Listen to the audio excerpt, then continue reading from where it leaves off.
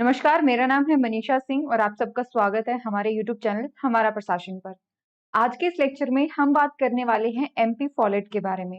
ये एक प्रशासनिक विचारक रही और इनकी जो बातें थी, जो थ्योरी थी, जो सिद्धांत इन्होंने दिए थे, वो प्रशासनिक विचार को आगे बढ़ाने में बहुत कारगर सिद्ध हुए। आज हम जानेंगे कि इनके सिद्धांत क्या थे और जो पहले थिंकर्स हम पढ़ चुके हैं, चाहे फिर वो टेलर हो, फायोल हो, गुलिकन उर्विक हो, उनसे किस तरीके से इनकी थ्योरी जो है वो अलग रही। चलिए शुरू करते हैं आज का ये लेक्चर। अगर अभी तक आपने हमारे यूट्यूब चैनल को सब्सक्राइब नहीं किया है, तो यहाँ पर आपको लोक प्रशासन से संबंधित अनेक हिंदी वीडियोस आपको मिल जाएंगे। तो अगर आप लोक प्रशासन के छात्र हैं या सरकार के कामकाज में आपकी गहन दिलचस्पी है, तो आप बिल्कुल सही जगह पर हैं। चैनल को सब्सक्राइब कर लीजिए और अगर ये वीडियो पसंद आता है तो वीडियो पे कमेंट जरूर करिएगा। चलिए शुरू करते हैं आज का lecture. MP Follett. MP Follett का जन्म होता है 1868 में और 1933 तक ये अपने जीवन में काफी सारी बातें ये कहती हैं, मतलब काफी सारे सिद्धांत ये देती हैं और अपने समकालीन विचारकों से काफी अलग थी। उन्होंने संगठन को एक सामाजिक व्यवस्था माना और प्रशासन को एक सामाजिक प्रक्रिया के रूप में देखा। देखिए, कोई भी विचारक जब आप पढ़ते हो, तो कहीं न कहीं उनका जो एक्सपीरियंस, जो अनुभव होता है, वो उनकी बातों में, उनके सिद्धांतों में झलकता है। जैसे टेलर और फायोल ने एक औद्योगिक संगठन में काम किया, तो उनकी बातों में वही उनके सिद्धांतों में वही बातें नज़र आती हैं, वो अनुभव नज़र आता है। वैसे ही एमपी फॉलेट ने एक एनजीओ के साथ काम किया, एक सोशल वर्क उन्होंने किया, सामाजिक काम उन्होंने किया, तो उनकी थ्योरी के अंदर भी आपको ये असर देखने को मिलेगा। जैसे उनके अनुभव के हिसाब से संगठन जो है वो एक सामाजिक व्यवस्था, एक सोशल प्रोसेस है और ये एक सामाजिक प्रक्रिया मानी गई थी। इससे पहले देखिए, हमने बात करी क्लासिकीय उपागम की, क्लासिकल थ्योरी की, और इससे बाद में हम पढ़ेंगे एल्टन मायो को। एल्टन मायो जो हैं, वो जाने जाते हैं मानव संबंध सिद्धांत के लिए। मानव संबंध सिद्धांत क्या होता है कि एक इंसान एक ऑर्गेनाइजेशन, एक संगठन से जुड़ता है, तो वो खुद जैसे काम कर रहा है, उसके साथ-साथ अपने फॉर्मल ऑर्गेनाइजेशन के अलावा वो बाकी लोगों से कैसे व्यवहार करता है, इससे भी उसकी उत्पादकता पर बहुत ज़्यादा प्रभाव देखने को मिलता है। तो एमपी फॉलेट जो है वो काफ़ी इनके बीच में एक ब्रिज का, एक पुल का काम करती है, यानी कुछ बातें उनकी क्लासिकल वालों से मिलती है, कुछ बातें उनकी एल्टन मायो से मिलती हैं, बीच का वो काम करती हैं। इनके मुख्य कार्य कौन-कौन से हैं, कौन-कौन सी किताबें लिखी थी इन्होंने? एक तो लिखी थी उन्होंने अमेरिका में, जैसे हमारे यहाँ पार्लियामेंट है, वैसे अमेरिका की लेजिस्लेचर को कांग्रेस कहा जाता है। कांग्रेस के 2 हाउस हैं, एक है हाउस ऑफ रिप्रेजेंटेटिव, तो एक उन्होंने लिखा था, बुक लिखी थी, वो थी the speaker of the house of representative 1896 में। फिर लिखी उन्होंने द न्यू स्टेट 1920 में, क्रिएटिव एक्सपीरियंस 1924 में, डायनामिक एडमिनिस्ट्रेशन 1941 में। हुआ ये कि ये शोध पत्रों का एक संकलन है, मतलब जो रिसर्च पेपर होते हैं उनका एक क्या है, संकलन है, और इसका दूसरा संस्करण हमें 1973 में देखने को मिलता है। अब हम फॉलेट के बारे में जितना जानते हैं, उनके 2 मेन बातें हैं जिसके बारे में हम पढ़ेंगे। पहली तो है उनकी कि किसी भी संगठन में विरोध होना एक आम बात है। आप याद करें, मैंने जब टेलर के बारे में आपको बताया था, तो मैंने कहा था टेलर ने अपने सिद्धांत दिए, क्यों? क्योंकि वहां पे नए प्रकार के औद्योगिक संगठन सामने आ रहे थे और उन औद्योगिक संगठनों में बहुत सारी ऐसी समस्याएं थी उन इंडस्ट्रियल ऑर्गेनाइजेशन में, जो बिल्कुल नई थी, मैनेजर्स के लिए बहुत नए चैलेंजेस लेकर के आ रही थी। तो उन संगठनों की नई समस्याओं को सुलझाने के लिए टेलर ने अपना सिद्धांत दिया था। तो बात ये थी वहां पर कि एक विरोध जो है नियोक्ता यानी एम्प्लॉयर और कर्मचारी के बीच में, प्रबंधन और कर्मचारी के बीच में ये जो विरोधाभास चलता रहता है, ये गलत है, उसको कम करने की जरूरत है। यहाँ पे एमपी फोलेट एक नया व्यू देती है आपको, एक नई बात कहती है। वो कहती है देखिए, विरोध होना एक नॉर्मल चीज है, एक नॉर्मल बात है, और उस विरोध का सही तरीके से हमें यूज करना होगा। तो इन्होंने कहा देखिए, विरोध आप 3 तरीके से हैंडल कर सकते हो। अगर मान लीजिए एक कर्मचारी और बॉस के बीच में, या दो से ज्यादा कर्मचारियों के बीच में कोई लड़ाई हो जाती है, कोई कन्फ्लिक्ट क्रिएट हो जाता है, तो आप कैसे वो करोगे? एक होता है, ये नॉर्मली लागू होता है बॉस और कर्मचारी वाली सिचुएशन पर, याद रखिएगा। पहला तरीका है प्रभुत्व का। प्रभुत्व का मतलब कि एक पक्ष जो है वो दूसरे पक्ष पर अपनी जीत हासिल कर लेता है, यानी एक पक्ष दूसरे पक्ष को बिल्कुल दबा देता है, अपने आप को क्या करता है, सुपीरियर घोषित करता है। यानी कर्मचारी ने कोई शिकायत करी मान लीजिए बॉस से, उसने बताया कि ये समस्या है, बॉस ने उसकी बात बिल्कुल अनसुनी कर दी। तो ये होता है प्रभुत्व वाला सिद्धांत। दूसरा होता है समझौता। समझौता मतलब कर्मचारी बात लेकर के आए, थोड़ी बात बॉस ने मानी, थोड़ी बात कर्मचारी ने मानी, इस तरीके से समझौता हो गया। तो समझौते के अंदर क्या होता है कि दोनों ही पक्ष अपनी कुछ मांगे जो हैं वो छोड़ देते हैं। एकीकरण, एकीकरण में क्या होता है, एकीकरण में हम दोनों ही अपनी कोई बात नहीं छोड़ते, दोनों की समस्याओं को मिला करके कोई नया समाधान जो है वो ढूंढा जाता है। इन तीनों में फॉलेट ने कहा था एकीकरण सबसे बेहतरीन रास्ता है, क्योंकि देखिए जब हम समझौता करते हैं तो कहीं ना कहीं हमें कॉम्प्रोमाइज जो है वो आगे जाकर के परेशान करता है। फॉर एग्जाम्पल, आप चाहते थे कि आपकी 10% सैलरी इंक्रीज हो, सैलरी कितनी इंक्रीज हुई, बॉस चाहते थे कि 0% इंक्रीज हो, कितनी इंक्रीज हुई आपकी, मान लीजिए 3% इंक्रीज हुई। अब बॉस भी परेशान है और आप भी परेशान हो, सेटिस्फेक्शन तो नहीं आया क्योंकि 10% इंक्रीमेंट की बात हुई थी, सैलरी कितनी बढ़ी, सिर्फ 3% बढ़ी। तो समझौता तो हो गया, लेकिन ये समझौता बहुत लंबे समय तक कारगर नहीं होगा, फिर से क्या होगा, विरोधाभास उत्पन्न हो सकता है। कैसे हैंडल करा जाए इसको, करो आप एकीकरण। एकीकरण में कैसे करोगे, क्या फायदा उसका, देखिए पहली बात तो हर पक्ष को पता हो कि वो चाहते क्या है, उनकी वास्तविक जरूरतें क्या है। ये 10% इंक्रीज ही क्यों, कोई ना कोई कारण तो रहा होगा ना। और जो भी उनको प्रॉब्लम आ रही है उस चीज को वो सामने लेकर के आए। अपनी मांगों को उनके संगठक तत्वों में तोड़ना, भी मुझे 10% इंक्रीमेंट चाहिए क्योंकि देखिए जब मैं ऑफिस से घर आता हूँ तो मुझे इतने पैसे लग जाते हैं, इतना टाइम मेरा लग जाता है, और मेरी फैमिली इतनी बड़ी है तो मुझे इतना टाइम मिल रहा है, और इसी सेम पोस्ट पे अगर मैं किसी और जगह काम करूँ तो मुझे इतनी सैलरी ऑफर होगी। तो ये क्या हुआ, आपने अपनी डिमांड को अलग अलग जो है वो तत्वों में तोड़ दिया, इससे चीजों को समझना आसान हो गया। फिर प्रतीकों के वास्तविक अर्थों की जांच करना और दूसरे पक्ष का जवाब देने की तैयारी करना। देखिए जब हम अपनी बात रखते हैं तो हमें सामने वाले का पक्ष भी समझना होगा। एक कर्मचारी सिर्फ ये लेकर के नहीं चल सकता कि उसने बस मांग कर दी और अब जो संगठन है वो उसकी बात मान लेगा, ऐसा पॉसिबल नहीं है। हमें हमेशा जो है दूसरे पक्ष को भी समझना पड़ेगा, उसको भी जवाब देने की तैयारी करनी पड़ेगी। तो फोलेट कहती है कि एकीकरण जो है विरोधों की समाप्ति का सबसे संतोषजनक रास्ता है, किंतु ये सरल नहीं है, आसान नहीं है, मुश्किल है एकीकरण। और ये बाकी दो जो हमने बात करी थी प्रभुत्व और समझौता की, वो हालांकि ज्यादा आसान हमें लगते हैं। और एकीकरण के कुछ फायदे उन्होंने बताए थे। पहला तो ये कि यह समस्या को जड़ से मिटा देता है। दूसरा, ये बेहतर तकनीक का प्रयोग करता है और समय और संसाधन बचाता है, और ये नए मूल्यों की ओर लेके जाता है और एक नई परिस्थिति पैदा करता है। तो उन्होंने कुछ कदम बताए थे कि वो हम उठा सकते हैं ताकि एकीकरण को हम प्राप्त कर पाए, लेकिन आसान नहीं है, बहुत मुश्किल है। क्या-क्या बाधाएं आ सकती हैं? देखिए, जब हम एकीकरण की तरफ यानी इंटीग्रेशन की तरफ बढ़ते हैं तो हमें समझदारी के उच्च स्तर की जरूरत होती है। ये कोई आम काम नहीं है, इसलिए कोई नॉर्मल पर्सन इसको नहीं कर सकता। यहाँ पर आपको विशेषज्ञों की जरूरत पड़ेगी, आपको एक्सपर्ट्स की जरूरत पड़ेगी। फिर ज्यादातर लोग बॉस अपनी अथॉरिटी क्यों छोड़े? बॉस के पास हक है, अथॉरिटी है, वो चाहे कर्मचारी की बात ना माने। अब वो अपनी अथॉरिटी, अपनी पावर को क्यों छोड़े कर्मचारी के लिए? ये भी एक है कि ज्यादातर लोगों को प्रभुत्व बनाए रखने में आनंद आता है। तीसरा ये कि सक्रिय कदम बताने की बजाय लोग उन्हें विचारबद्ध करते हैं। हम किसी और को क्या करते हैं, एक प्रकार से समझौता करने के लिए ज्यादा प्रेरित करते हैं, उनको नए आइडियाज नहीं देते। और सत्ता का प्रबंधकों के साथ अति लगाव होता है, ठीक है। सत्ता प्राप्त करने की वो कोशिश करते हैं और इस्तेमाल होने वाली भाषा जो शत्रुता को बढ़ा देती है। एकीकरण करने के लिए लोग प्रशिक्षित नहीं होते, और जो एकीकरण में सबसे बड़ी बाधा है। अच्छा, मैंने आपको कहा था एक्सपर्ट्स होने चाहिए, यहाँ पे विशेषज्ञ होने चाहिए। फिर दूसरा ये कि आप किस तरीके से बात कर रहे हो, आपकी भाषा क्या है। तीसरा कि बॉस या मैनेजर ऐसा काम करेगा ही क्यों, वो अपनी अथॉरिटी, अपनी पावर को क्यों छोड़ेगा, उसको कोई ना कोई रीजन चाहिए, है ना। तो यहाँ पर हमें समझदार और जो वो होते हैं ना सुलझे हुए लोग होते हैं, जो वो कहते हैं ना विशेषज्ञ होते हैं, एक्सपर्ट्स होते हैं, हमें उनकी जरूरत पड़ती है, तब जाकर के एकीकरण हो पाता है। यहाँ तक तो बात हुई एकीकरण की। अब बात आता है आदेश देना, ऑर्डर्स देना।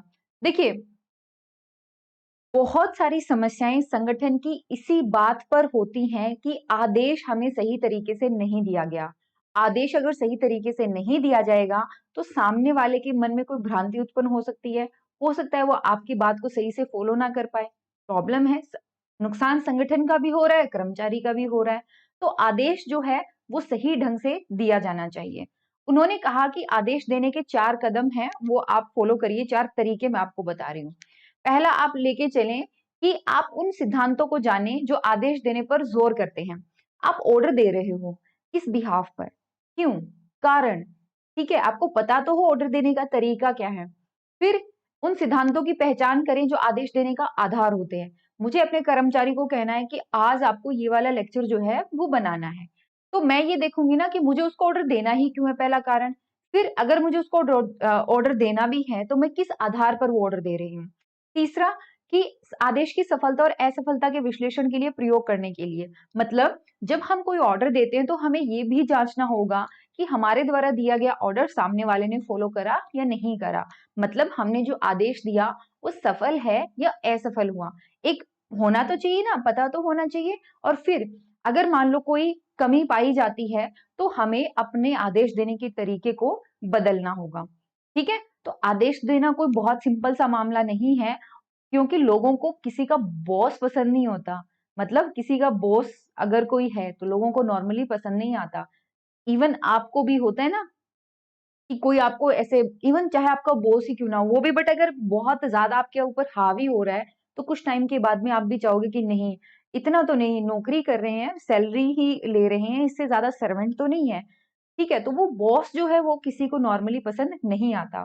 फिर आदत, जो ऑर्डर दे रहा है उसकी आदत, उसका मानसिक रुझान, और जो ऑर्डर ले रहा है उसके भी किस प्रकार की मानसिक स्थिति है, समय, स्थान, परिस्थितियां, ये सारी चीजें जो हैं वो मैटर करती हैं। तो ये कहा गया कि जब हम ऑर्डर देते हैं तो हम क्या करेंगे, एक डीपर्सनलाइजेशन की तरफ बढ़ेंगे। ठीक है, निर्व्यक्तिकरण। निर्व्यक्तिकरण का मतलब क्या होता है कि मैं इस पोजीशन पर हूं, मैं इस संगठन के चीफ के तौर पे काम कर रही हूं, इसीलिए मुझे ऑर्डर देना है। जस्ट बिकॉज मैं हूं, मेरा एक नाम है, इस वजह से नहीं। इस संगठन के इस चीफ की जो पोस्ट है उसकी ये मांग है कि ऑर्डर दिया जाए, तभी जाकर के ऑर्डर अच्छा होगा। ठीक है, इस तरीके से फॉलेट ने अपनी बात रखी है।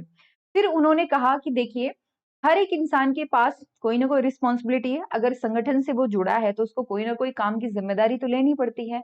तो जितनी उसके पास जिम्मेदारी है उतनी ही उसके पास अधिकार भी होने चाहिए, प्राधिकार यानी अथॉरिटी भी होनी चाहिए। ठीक है, प्राधिकार का संबंध कार्य के साथ होता है और कार्य के साथ ही रहता है। ध्यान रखिएगा, जितनी अथॉरिटी है काम के हिसाब से, काम तो आपने उसको दे दिया बजट बनाने का और उसके पास अथॉरिटी नहीं है बिल्कुल भी, काम कैसे होगा। जिम्मेदारी डाली है तो उसको अधिकार भी आपको देना पड़ेगा। इसके अलावा नियंत्रण पर भी उन्होंने काफी कुछ बोला। नियंत्रण को लेकर के फॉलेट की राय टेलर, फयोल, गुलिक, अर्विक इनसे थोड़ी सी अलग है। उन्होंने कहा कि ऐसे एक होता है थोपा हुआ नियंत्रण, मतलब सडनली कोई आता है और आपको कह देता है कि आज से तुम ये काम करोगे। कहने का तरीका बहुत मैटर करता है। एक तो बस वो आपको ऑर्डर दे रहा है, प्रॉब्लम क्या है, समस्याएं आ सकती हैं, आप मानेंगे कि नहीं मानेंगे, कुछ नहीं पूछता वो। जस्ट आपको एक रूल ऑफ थंब की तरह उनको फॉलो करना पड़ता है। ये चीज गलत है। फॉलेट कहती है इस तरीके से लोगों के मन में एक, अपने जो प्रबंधन, अपने संगठन होता है उसके प्रति एक विरोधाभास उत्पन्न होता है, जो कि आगे चल करके समस्याएं उत्पन्न कर सकता है।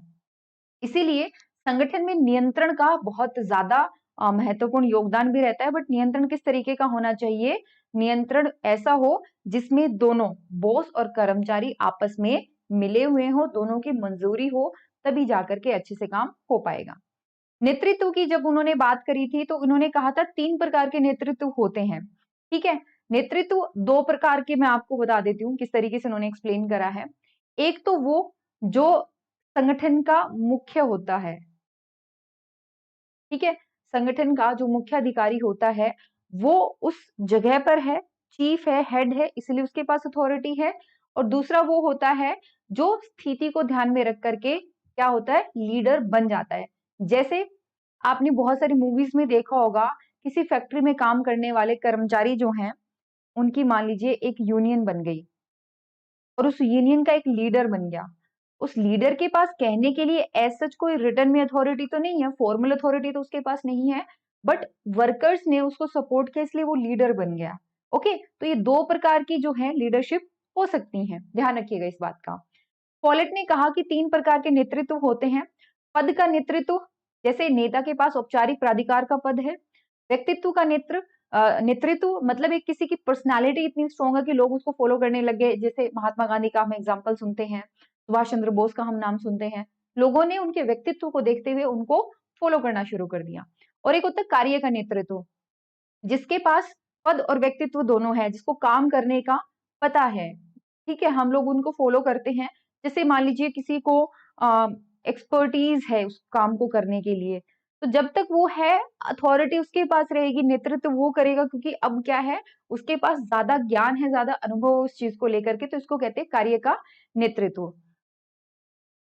उन्होंने फॉलेट ने कहा कि आधुनिक संगठन में सिर्फ वही लोग नेतृत्व करते हैं जिनके पास कार्यात्मक ज्ञान है, जिनको अपने कार्य के बारे में, अपने काम के बारे में पता है, सिर्फ वही लोग लीडर बनते हैं। एक लीडर का काम क्या होता है? तालमेल करना, उद्देश्य का निर्धारण करना, पूर्वानुमान लगाना, समूह के अनुभवों को संगठित करना और अधीनस्थों के बीच नेतृत्व का विकास करना। मतलब अपने जो सबॉर्डिनेट होते हैं, अपने जो कर्मचारी होते हैं, उनके अंदर भी नेतृत्व की जो भावना है वो आनी चाहिए, सॉरी, नेतृत्व के जो गुण हैं वो विकसित होने चाहिए। इसका उन्होंने फोकस करा। फिर आता है नियोजन और तालमेल, प्लानिंग एंड कोऑर्डिनेशन। देखिए, उन्होंने कहा तालमेल बहुत ज्यादा जरूरी है। जब तक आप तालमेल नहीं करोगे तो क्या होगा, आपकी पूरी की पूरी व्यवस्था जो है वो खराब हो जाएगी। इसके लिए उन्होंने तालमेल के 4 बुनियादी सिद्धांत बताए।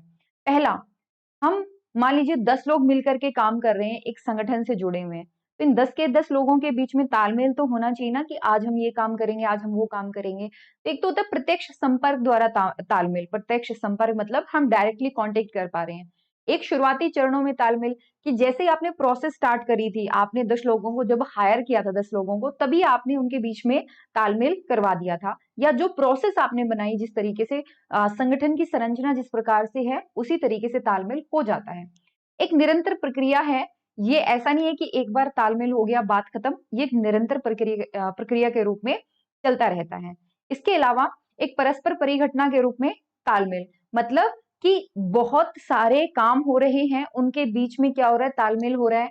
जैसे मान लीजिए एक कहीं पर कपड़ा उद्योग लगा हुआ है, तो कहीं से आप कपास लेकर के आए, कपास से रुई बनी, रुई से फिर कपड़ा बना, कपड़े की रंगाई हुई, ठीक है, छपाई हुई। उसके बाद में क्या हुआ कि वो मशीन में गया और वहां पर उसकी नए कपड़े बने, है ना, डिजाइन फाइनल हुआ। इस तरीके से ढेर सारे काम हो रहे हैं। तो इन सब के बीच में कोऑर्डिनेशन का होना बहुत ज्यादा जरूरी है, तभी जाकर के एक अच्छा संगठन बन पाएगा। तो फॉलेट ने संगठन को परस्पर जुड़े अंगों की व्यवस्था के रूप में देखा, और फॉलेट ने सुझाव दिया कि इन 4 सिद्धांतों की निरंतर शोध द्वारा प्राप्त सूचना से परख होनी चाहिए। किस तरीके से? मतलब ऐसा नहीं है कि जस्ट बिकॉज किसी ने कह दिया और आपने मान लिया। आप इसको रिसर्च करते रहो, इसके ऊपर शोध करते रहो, और शोध से आपको जो जानकारी मिलती है उस आधार पर आप अपने सिद्धांतों को एक तरीके से एडजस्ट करते हुए चलो। तो यहाँ पर हमारा आज का लेक्चर खत्म होता है। देखिए, अगर आप कुछ एक्स्ट्रा पढ़ना चाहते हैं तो एक ऑप्शन तो ये होता है कि आप हमारे नोट्स खरीद सकते हैं, ठीक है। दूसरा, मान लीजिए आप थोड़ा और डिटेल में जाना चाहते हैं और आप बिल्कुल बिगिनर हैं, तो इग्नू की वेबसाइट है ई ज्ञान कोश। इनका पब्लिक एडमिनिस्ट्रेशन का, लोक प्रशासन का, हिंदी और इंग्लिश दोनों में मटेरियल अवेलेबल है, और वो भी बीए एमए के लिए, और बीए में भी बीए नॉर्मल जो आपका होता है वो, और एक ऑनर्स के लिए, ठीक है। बीए ऑनर्स के लिए, ऑनर्स में क्या होता है, आपको एक सब्जेक्ट थोड़ा और ज्यादा डिटेल में पढ़ना होता है। तो आप इनमें से कोई भी मटेरियल जो है हिंदी वाला आप रेफर कर सकते हो, और ज्यादा सहूलियत चाहिए आपको तो आप हमारे नोट्स जो है वो परचेज कर सकते हो, ठीक है। नोट्स कैसे परचेज कर सकते हैं आप, डिटेल दी गई है नीचे, बट नोट्स का प्राइस रहेगा ये पीडीएफ फॉर्मेट में रहेंगे, कंप्लीट नोट्स रहेंगे, पेपर 1 पेपर 2 दोनों के।